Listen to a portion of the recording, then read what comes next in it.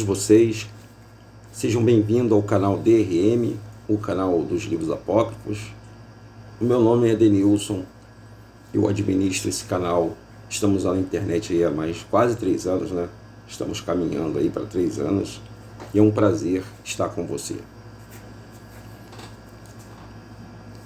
Ontem eu havia dito na nossa live que a nossa live seria sobre os 2 ladrões que estavam, um à direita, o outro à esquerda, ao lado do Salvador, né, do nosso Messias chamado Yahushua. Mas eu não tive acesso a esse PDF. Está no livro apócrifo, tá? Bíblia apócrifa, vocês podem encontrar, inclusive vocês podem baixar ela, tá, gente? É 0800. A gente tem ajudado muitas pessoas que têm adquirido os livros apócrifos. Aliás, os livros apócrifos agora muitas pessoas estão lendo, né? Muitas pessoas estão acompanhando, que outrora não acompanhavam, estão acompanhando agora, porque elas têm visto que tudo que tem escrito no apócrifo, não são todas, né? Todos os livros. Existe os gnósticos, livro gnóstico, existe livro que eles que dizem que não são inspirados. Mas apócrifo, gente, não está só relacionado à Bíblia, não. Tem outros livros também que não é direcionado à Bíblia, que não é livro religioso, e que é apócrifo, que vocês deveriam ler, né? E deveriam estudar. Na verdade, eu posso dizer que a maioria dos livros escondidos na humanidade são apócrifos. O canal apócrifo, ele vem trazendo para mim e para vocês, ou para eu e para vocês, um maior esclarecimento da Escritura. Não com cunho de religiosidade, nem com a ideia de que muitos pastores colocaram na cabeça das pessoas. Lembrando aos senhores que nós não fazemos parte de nenhuma agremiação evangélica, tá, pessoal? Não fazemos parte de nenhuma religião. Nós apenas nós se reunimos aqui na internet e para ler as histórias da Bíblia. Então vamos ao que interessa aí. No capítulo 23 do livro de Pedro, Evangelho de Pedro, olha que história sensacional. Eu falei sobre essa história ontem e eu falei que eu ia trazer para você essa história. E estou trazendo agora essa história para vocês. Preste atenção nessa história, porque ela é muito, ela não foi contada na Escritura da maneira correta. De ler na Bíblia, que você que conhece, porque toda a Escritura tudo foi escrito pela Igreja Católica, pelo Império Romano. Então a gente vê lá que tinham 2 ladrões na cruz, né? Segundo a ideia da Igreja Católica, quando Jesus foi crucificado. Fala bem claro assim, porque isso já está na sua mente, na sua glândula pineal. Então, quando o Messias foi levado ao madeiro, foi crucificado, como Jesus, como vocês conhecem, haviam 2 ladrões, o da direita e o da esquerda. E aí vocês conhecem a história, só que nós vamos voltar no tempo e contar para vocês que eles já haviam se encontrado, tanto o Messias como esses ladrões. Onde, Denilson?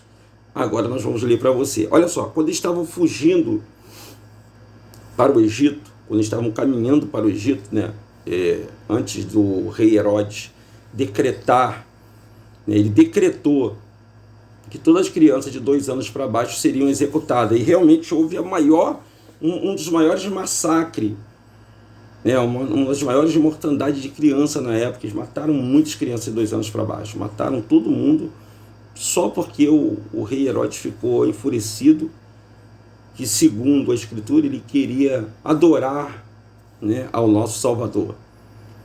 E advertido pelo anjo, os magos do Oriente não voltaram para dar satisfação para Herodes, e um anjo advertiu a José e a Maria, ou Yosefe e Miriam, para eles poderem embarcarem e sair dali, porque um grande ódio iria tomar conta do coração de Herodes. E foi isso que aconteceu.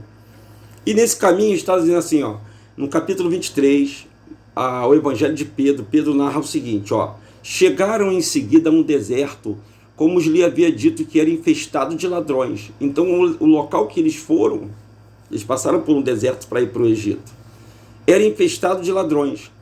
Prepararam-se para atravessá-lo durante a noite. Então eles estavam se preparando para poder atravessar esse deserto à noite, porque tinha muito bandido naquela distância. Então esse negócio de bandido já é antigo mesmo, né, pessoal?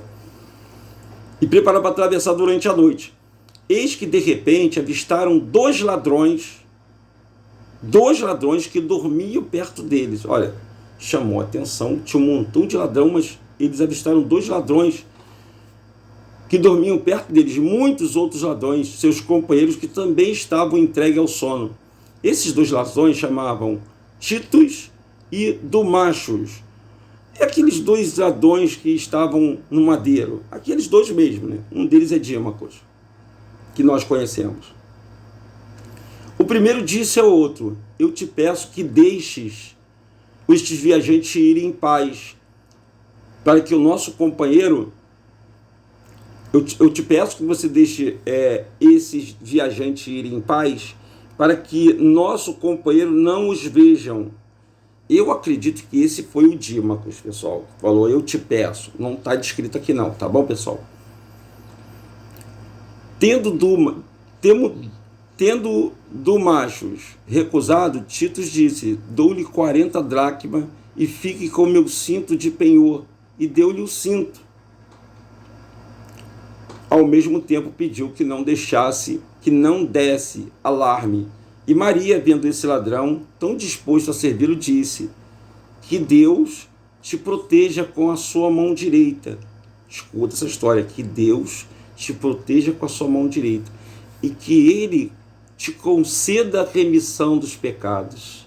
Olha que coisa, você já sabia disso? Maria proferiu uma bênção para esse ladrão, que se empenhou para que José e Maria não fossem preso, assaltado e morto por essa quadrilha de bandido. E esse bandido, esse ladrão, que estava do lado direito do Messias, lá no passado, ele fez essa proeza. Então Maria abençoou ele. Daqui a 30... Aí o Senhor disse a Maria, e a Ruxa, pequenininho, falou para Miriam. Olha o que ele falou. Daqui, isso é conto católico, tá, pessoal? É da Igreja Católica. Mas vamos imaginar que não seja de 30 anos. Mas porque ele não morreu com 33 anos, gente.